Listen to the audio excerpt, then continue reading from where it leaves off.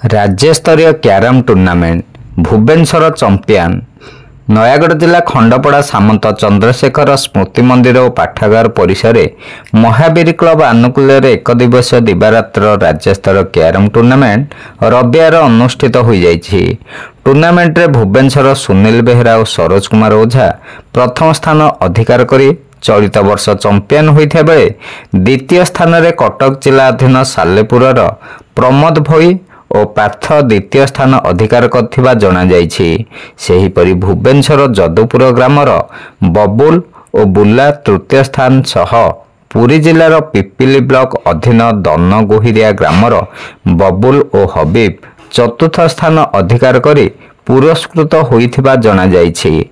Champion दल को 5500 टंका सह ट्रॉफी, रनर्स अप दल को 3000 टंका सह ट्रॉफी एवं तृतीय स्थान अधिकार करथिबा दल को 2000 टंका सह ट्रॉफी, सेहीपरि चतुर्थ स्थान अधिकार करथिबा दल को 1500 टंका सह ट्रॉफी प्रदान करा जाइथिला।